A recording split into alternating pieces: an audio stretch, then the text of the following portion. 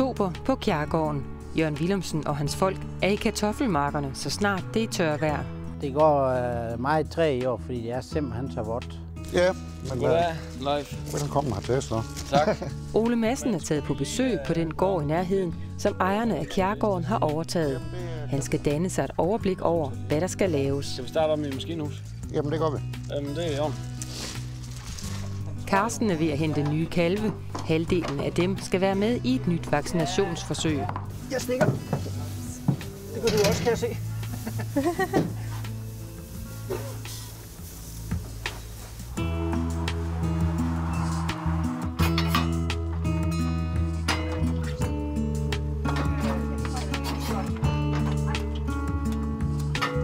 Ole Madsen er interesseret i at vide, hvordan det står til med maskinparken på den nye gård. Det er da fint lige at få det gjort rent. Jeg regner med, at vi kommer over med majetasker i morgen. Ja. Fint blæst af. Og lige at fik den blæst af Ja, og vasket lidt. og få vasket lidt, ja. Det er jo fint lige. Det kommer skismer sådan til at gro, det der. Ja, det gør også så. Ja. Hvor mange grise er der tilbage? Der er 280, tror jeg. Okay. Hvornår får det ind? Der går nok en 3 uger. Gården er en grisefarm med tilhørende jordbrug. Den tidligere ejer bliver boende og skal stå for den daglige drift af grisene. Men nu under Kjærgårdens beskyttende vinger. Jamen, det bliver lidt af en omvæltning, men det er da spændende. Og så er jeg glad for, at kan blive her sådan. Bliver ansat på med en tandvåg. Stikke hår ind her.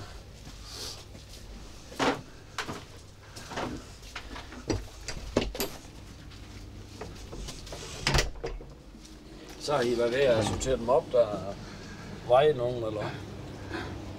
Ja, vi tog de 3 mindste i hver sti og Ja. lukkede ind i en. Der var en tom stand deroppe. Ja. Gården trænger til et løft for at kunne leve op til en moderne standard. Og nye regler i nær fremtid gør det nødvendigt at lave det helt rigtigt fra starten. Altså først og fremmest så forestiller vi os, at vi skal have lavet det sådan, det bliver en lukket besætning, hvad skal man sige, sådan at man, når du går ind i forrummet, ligesom de samme standarder, som vi har på de 3 andre svineejendomme. Når vi går ind i forrummet, så er den vej, vi går ind i stallen, og så er der ikke andre steder, vi smutter ind. Sådan vi ligesom holder en lukket besætning. Og så, så skal vi have lavet nogle et ordentligt forrum med toilet og sådan, at der er et sted, man kan sætte sig ned, hvis der er lidt administrativ og papirarbejde, man skal lave. Med overtagelsen af den nye gård får Kjærgården i alt 4 svinebesætninger.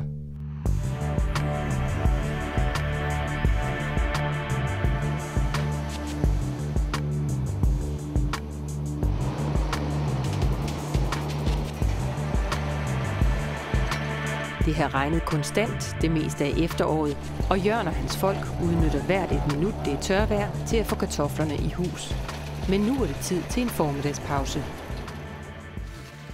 Hver mand har sin egen taske med forsyninger med, for der er ingen, der ved, hvornår dagen slutter. Ja, det er det. Men Jørgen har taget lidt ekstra med. Skal du have sådan en småkage-case? Ja, det var for, at jeg var ude og handle i går eftermiddag. Den regnregn har gjort det umuligt at køre kartofler op, for jorden er tung og mudret. Selv i dag, hvor solen skinner, er det en udfordring. Det er træls. Det er for vådt. Det regner og regner. Det kommer snart 15 mm hver nat, jo. Det er simpelthen så vådt. Det herude, det er meget sandet jord. Der står vand imellem sprøjtspor, og det er rigtig tungt at køre i. Det er hårdt ved maskineriet, og det tager længere tid. Men trods alt kan der køres på markerne. Men vi har vel også fået 300 mm regn her i efteråret, jo. Så det er jo ekstremt. Så det er heldigt, vi kan køre her. Det kunne jo være en situation, hvor man overhovedet ikke kunne køre. Hvor vi var ude i sidste uge, kunne vi faktisk ikke få køre på marken. Og det har vi også nogle marker, vi kan slet ikke køre der. Så vi må håbe, det bliver tør. Jamen, så kan vi risikere ikke få dem op. Og vi er jo ved at være i 11. time, fordi der kommer snart nattefrost. Kartoflerne er vigtige for Kjærgården, for en stor del af indtægten på bedriften kommer herfra. Hvis det fortsætter sådan, så er det ikke sikkert, at vi kan få høstet alle sammen. Men altså, Nu har det regnet mere eller mindre uafbrudt i 4 uger, og man kan ikke forstå, hvis det kan blive ved. Altså på en eller anden tidspunkt, så må det få enden. Så det er det, vi altså holder håbet op imod, at det skal få enden på et tidspunkt.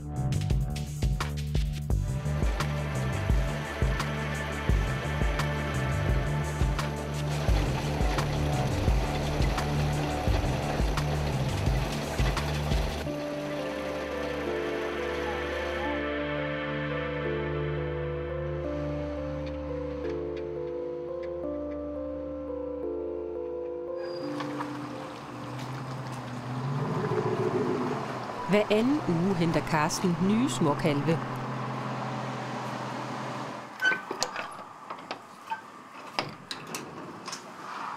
De fleste kalve går i snit cirka 9 måneder på Kjærgården, før de bliver sendt til slagtning.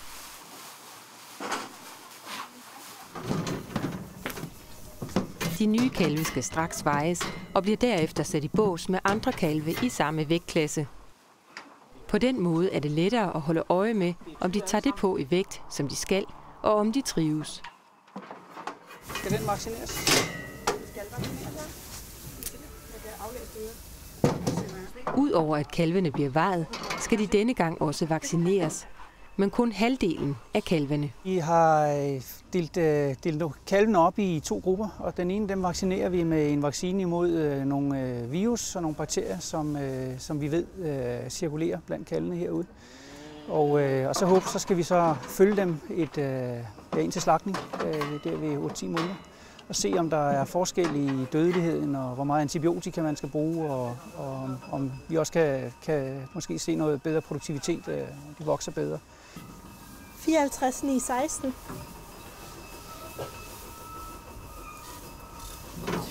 Der er generelt meget fokus på at bruge mindre antibiotika i landbruget, også på Kjærgården. Derfor er Carsten villig til at lade sine kalve stå til rådighed for forsøget, også selvom vaccinen allerede eksisterer. Det er ikke noget nyt produkt som sådan, men den har før eksisteret, men jeg tror, at firmaet synes ikke, at den har fået en fair chance for at se, hvad den kan. Så det er vi selvfølgelig villige til. Altså, det er jo i jagten på at optimere sundheden, få en endnu bedre sundhed hos dyrene, samtidig med at få en lavere medicinforbrug. 29,93. Dyrlægeholdet og Carsten og hans folk fortsætter resten af dagen med arbejdet.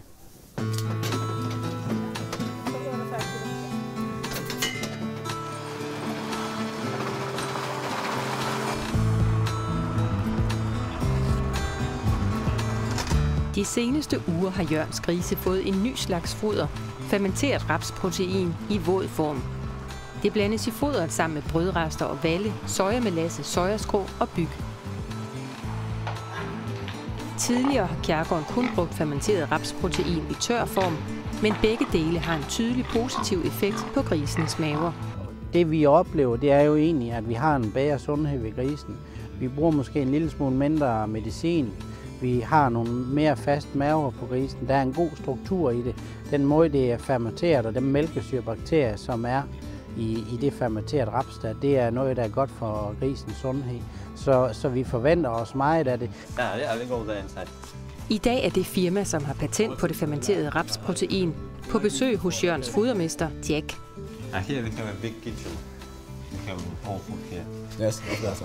Med sig har firmaet en tysk Ph.D.-studerende, som er i gang med at skrive hovedopgave om foderblandingen. When you use raps, it's cheaper than soya. Much cheaper. Tilsætningen af rapsprotein er nemlig yderst interessant, dels fordi raps er billigere end soja, og dels på grund af den positive indflydelse på grisenes sundhed. In Germany, it's like in Denmark. We have a problem we have antibiotica, and in the future it will forbidden more and more. And so we must search other ways to combine to make it more easier for the pigs to grow up without antibiotica. And then this is a program which is it's a new way fermenting raps protein. Raps is more cheap than soya, and so that's a very interesting way for us. På Kjærgården gør fodret hverdagen lettere for Jack, for medicinforbruget hos grisene er faldet. Det er næsten også halveret medicinforbrug, ja.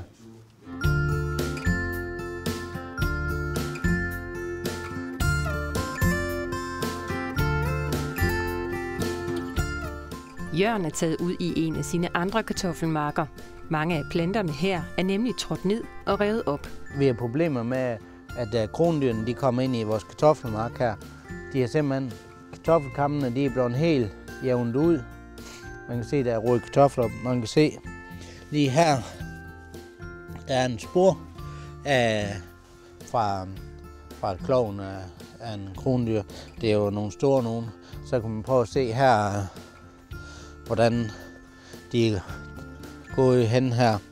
Og så kan man se her, jamen hele den hjørne hernede, der er de jo molestreret mod, men i hele marken her, der er godt 20 hektar. Der er spor over det hele, og der er sådan nogle veksler, kalder man det, hvor de går, altså ligesom hvor man har kørt til at gå ind og ud af stallen til græsmarken, så er der simpelthen lavet sådan nogle striver tværs over marken, hvor de går hver nat. De tager simpelthen lige om på top, og så rykker de den op og rusker i den og gør ved. Og så tager de nogle bier, nogle af dem, og så resten lader de ligge, ikke også? Så. Dyrene er ikke sådan at slippe af med, og de bliver flere og flere. Og jeg har været heroppe og flyttet vandet klokken 5 om morgenen, hvor jeg har haft en 20-30 krondyr til at rende rundt i kartoffelmarken. Jeg prøver at jage dem ned i engen igen. Men hvad siger du? Hvordan? Jamen med traktoren, med lyset. Prøver at styre lidt rundt. Det var mørkt jo. Så jeg dem ned. Nogle gange kører jeg op på en stubmark her med bilen og om aftenen og lyser og prøver at få dem gænget ud i skoven igen. Men de er ikke til, at de går ind igen. Hvis Jørgen helt skal undgå krondyr i sin mark, skal han hegne marken ind med et elhegn i mandshøjde. Men hvis jeg skulle hegne den mark ind her, det vil nok koste 50.000 også. Men det kan godt være, at det ville være godt givet ud. De går simpelthen lige med deres klov lige og rager det op sådan. Så ligger kartoflerne ovenpå. Den bliver skadet lige med det samme, fordi kommer der 1 grads frost, og de ligger i kartoffelkam, og der er top og det hele over, så sker der ikke noget med kartoflen for 1 gram. Men når den ligger sådan her ovenpå, så er den jo ødelagt. Og det bliver vanskeligt at køre dem op, når det hele er planeret ud, fordi de har rendt så meget rundt i det. Hvor stor er problemet? Hvor mange kartofler ligger sådan? Jamen jeg vil da tro på den mark her, der kunne det da godt betyde en 5-10% nedgang, fordi at og så kan det jo blive 50%, hvis det er sådan, der kommer hård nattefrost, inden vi får dem kørt op jo.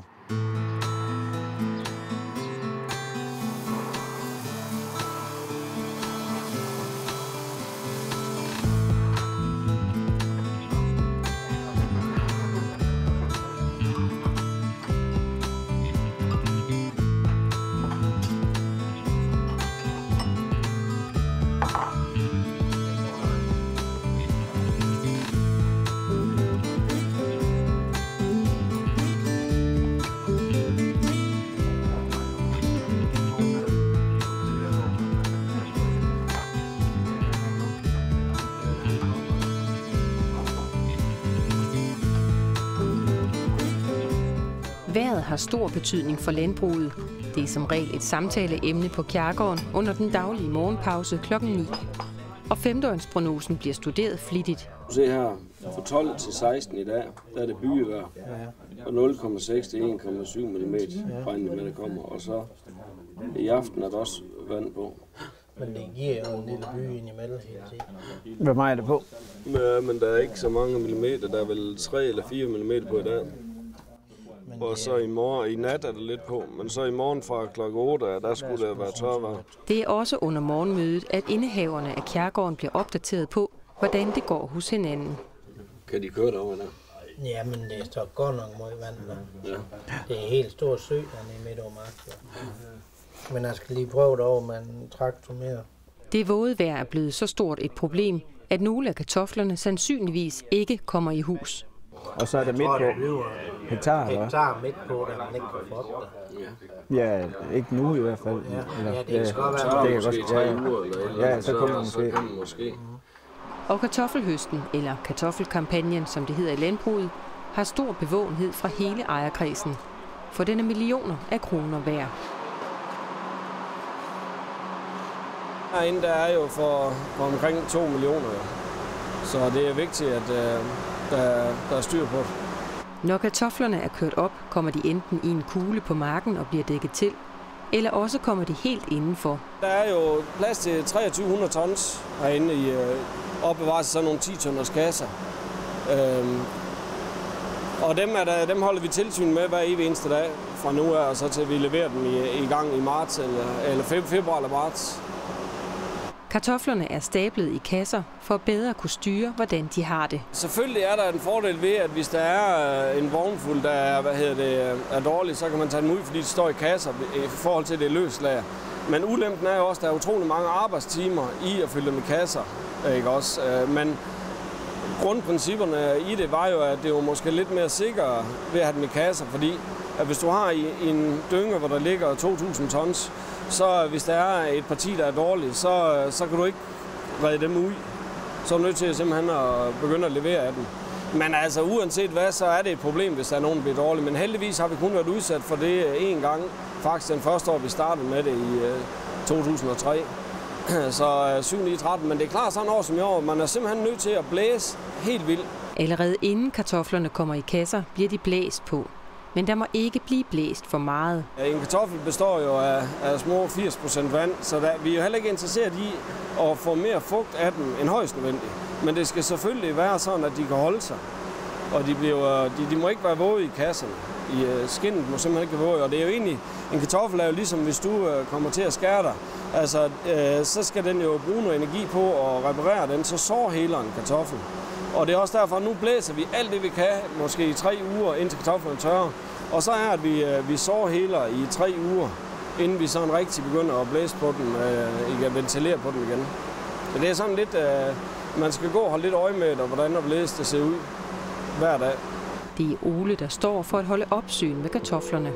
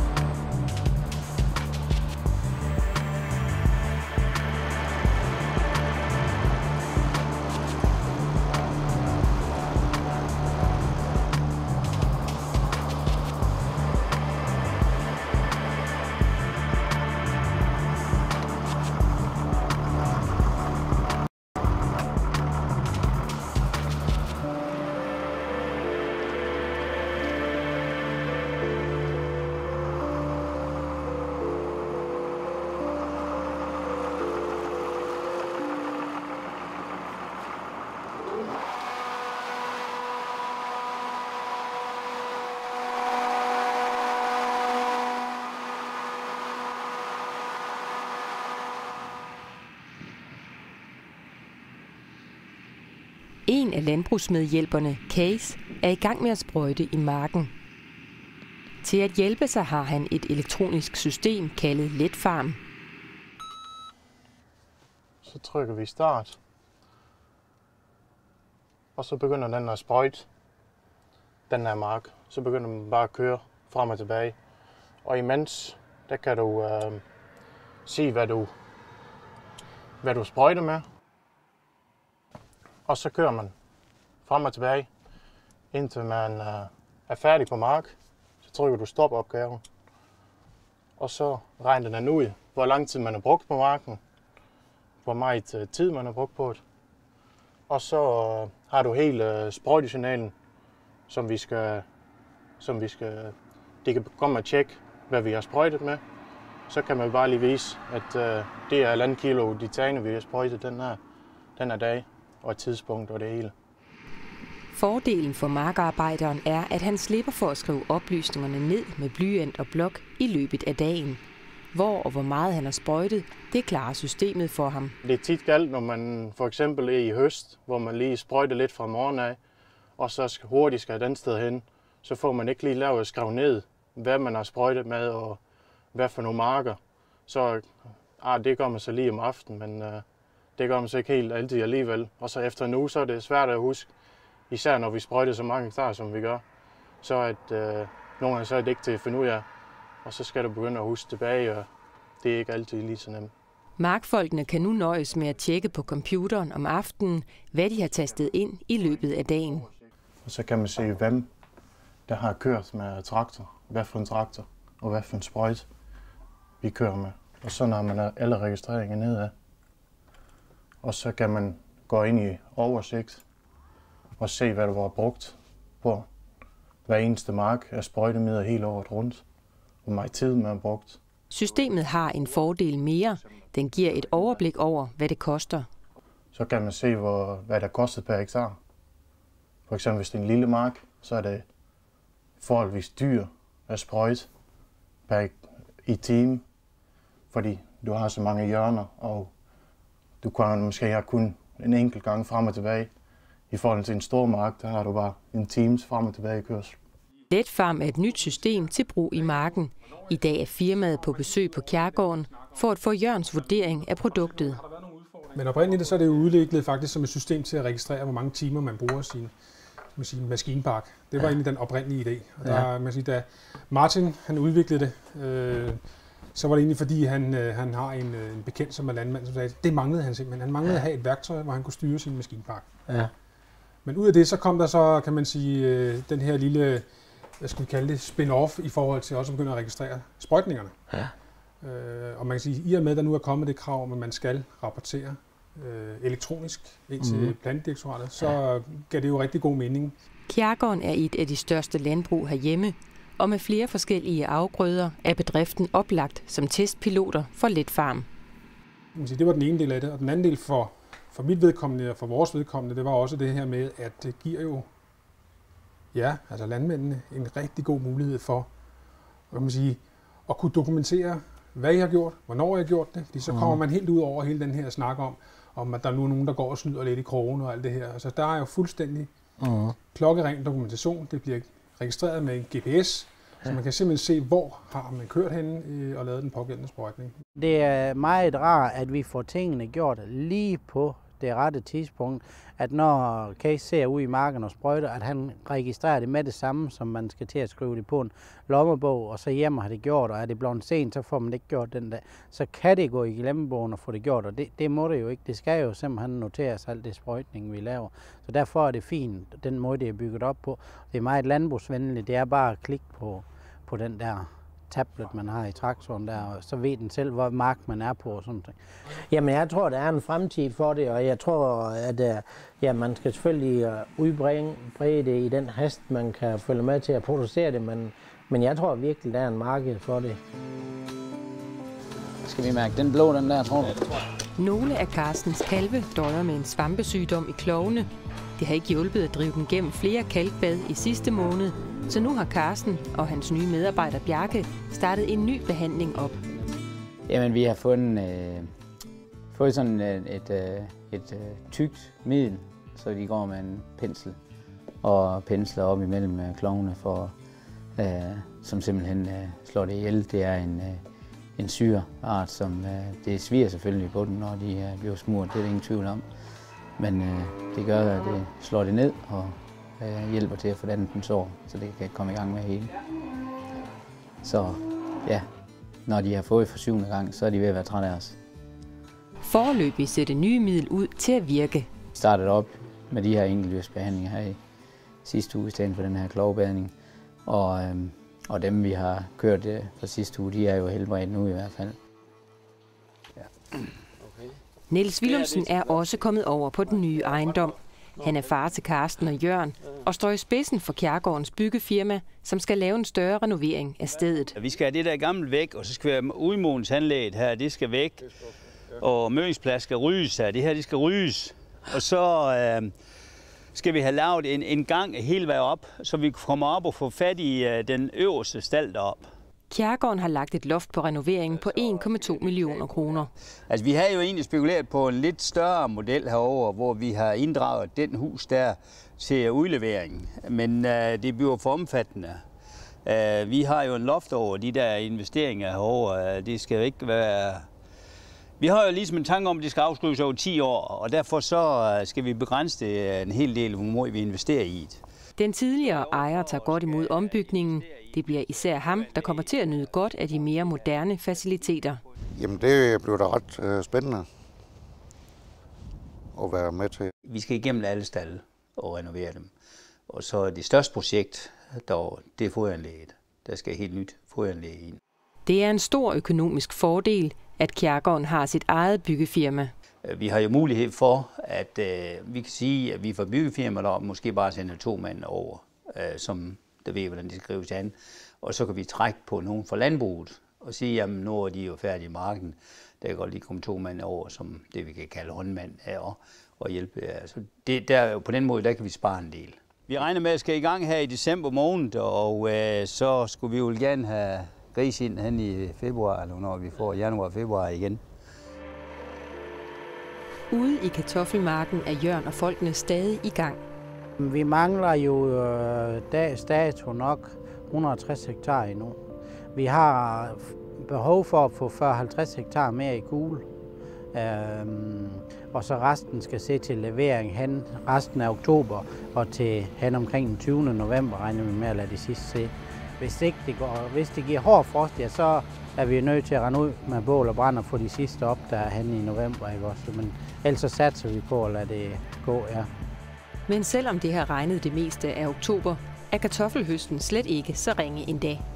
Det er på niveau med sidste års flotte udbytter, og det tror jeg sådan set i hvert fald, at vi kan holde ved alle hektarerne. Det er forskellen til sidste år i år er, at stivelsen den er nok 5-6% højere. Det højere stivelsesindhold giver en højere pris, så Kjærgården regner igen i år med at kunne omsætte kartofler for 12 til 14 millioner kroner. Med oktober på falderebet fortsætter markfolkene med høj hast, for snart venter majsen og nye udfordringer.